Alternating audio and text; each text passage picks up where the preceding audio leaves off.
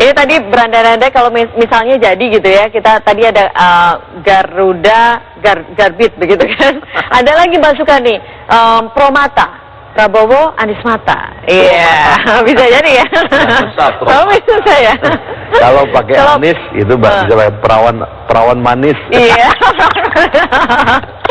Berarti ini bisa jadi ya. Jawab dulu tuh 3 pertanyaan. Ah ya 3 tadi bagaimana, apa yang akan diajukan? Jadi dalam pertemuan itu kita selalu mendiskusikan 3 hal ya, karena ada 3 tahapan yang suka atau tidak kita akan lalu. Yang pertama adalah tahapan presidential threshold, tiket kata orang sekarang ya. Apakah kita bisa mencukupi, dan rasanya baru 2 ini relatif cukup, tetapi mungkin kurang aman ya. Karena itu kita mendiskusikan juga teman-teman lain dari partai lain yang bisa kita ajak di dalam koalisi, dan itu sudah ditanyakan juga ya, satu lagi siapa kalau jadi. Itu bagian dari diskusi, dan tentu kemudian kita sharing semuanya ya. Karena kita ya, siapa nih yang cocok nih kira-kira Bang Fahri? Ya banyak lah ya. Hanura? Tapi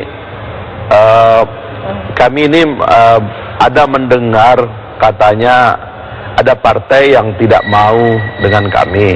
Ya sudahlah, kita tidak masukkan ke dalam list lah. Tiba-tiba yang tidak mau yang disebut ini siapa Bang? Ya udahlah, nggak usah. Yang mana? Yang mana? Biasa lah. Yang tidak jadi dengan Gerindra. Ada orang emosi begitu ya. Nah yang kedua itu bukan Hanura ya? Wah, Hanura kita sangat dekat ya, sangat dekat di DPR juga kita sangat dekat. PAN mungkin? Nah yang kedua, pertanyaan kedua itu bagaimana memenangkan? Karena juga kita nggak mau koalisi tapi kemudian tidak bisa menang gitu. Kita ingin di dalam pemenangan itulah banyak variabel yang harus kita identifikasi satu-satu. Kandidatnya bagaimana, temanya seperti apa, mesin partainya seperti apa, dan sebagainya. Baru yang ketiga itu tadi yang disebut oleh Bang Pendi tadi, ini soal bagaimana mensukseskan pemerintahan. Sebab ini yang paling krusial gitu.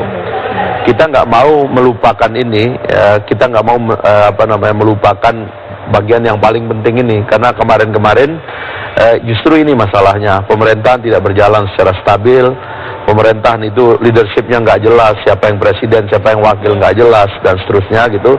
Ini kita harus definitif secara presidensial seperti apa. Kalau kami sudah membayangkan seorang wakil presiden misalnya, dia adalah hanya pendamping ya, dia hanya punya pekerjaan kalau diberikan oleh presiden ya. Baik Bang, itu 3 jangan mengambil alih peran presiden, itu hal-hal yang menurut saya krusial. Baik Bang Fahri, itu 3 pertanyaan itu ya yang masih ditujukan kepada Gerindra. Kalau Bang Effendi, bagaimana Anda melihat kalau misalnya ini jadi nih 2 ini, kira-kira keunggulannya apa dari koalisi kedua partai? Jadi sekarang melihat jadi atau tidaknya di sini judulnya manuver pilih kawan. Tadi kan kita lihat, misalnya kalau PDI Perjuangan dengan Partai Demokrat, katanya Pak SBY harus menjawab 5 pertanyaan yang dititipkan oleh Ibu Mega kepada Nababan. Kalau ini 3. Ada 5 itu, salah satu yang paling sulit adalah katanya pada waktu rapat kabinet, Bu Mega bertanya kepada yang hadir pada waktu itu, siapa yang mau maju jadi presiden? Yang menjawab Yusril dan siapa satu lagi ya, Yusril dan wakilnya. Itu sama dengan pertanyaan orang, pada waktu itu ya, pertanyaan orang DKI kepada Jokowi itu. Ya, yang mana? Mau mimpin Jakarta berapa tahun? Oh iya. Konon katanya 5 tahun. Iya. Tapi berarti sama. Tapi 5 lah ya. Waktu itu ditanya siapa yang mau maju, terus Pak SBY tidak menjawab mau maju. Tapi ternyata akhirnya maju. Itu akan menjadi halangan. Nah sekarang ternyata dari Gerindra dan PKS ada 3 pertanyaannya. Nah dari 3 ini barangkali hal-hal yang perlu dilihat. Yang pertama tadi memang belum cukup. Saya nggak tahu ya, mungkin Gerindra sekitar 78 kali kursinya ya. Kalau kurang 1 atau 2 bahaya, karena PKS kira-kira 45. Kalau kurang 1 atau 2 belum pas, jadi kurang dari 112. Sebenarnya kalau 78 tambah 40 aja kita, itu kan sudah di atas 112. Itu hitung-hitungannya. Oh iya, betul. Tapi kira-kira keunggulannya apa dibandingkan dengan koalisi yang lain, Pak? Ya, itu sudah bisa.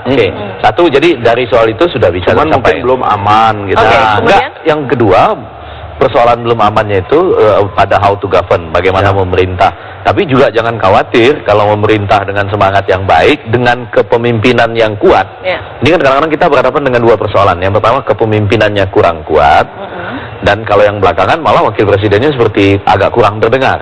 Ditambah dengan persoalan-persoalan yang mungkin dianggap tidak memihak kepada rakyat. Tapi yang kedua yang jauh lebih penting, saya yakinlah kalau kepemimpinan kuat ya, dan walaupun agak ramping koalisinya, sejalan dengan rakyat masih bisa. Yang penting kepemimpinan kuat dan wakil presidennya bisa membantu. Yang kedua yang jadi masalah, apakah koalisi ini, katakanlah misalnya antara Gerindra, PKS dan satu lagi nanti, itu memaksa mewacanakan salah seorang dari mereka menjadi cawapres atau enggak?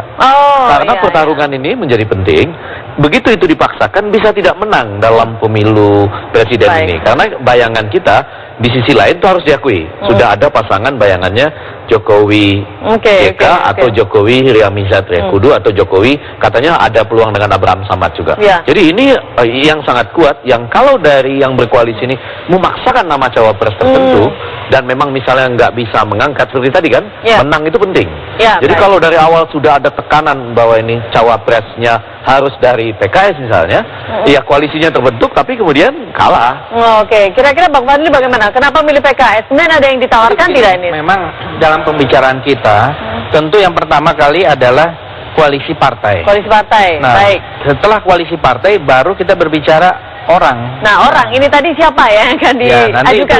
Nanti Bang Fadli kita lanjutkan ya. Kita lanjutkan nanti di segmen berikutnya. Tetap bersama kami di Apa Kabar Indonesia Malam. Sudah seru.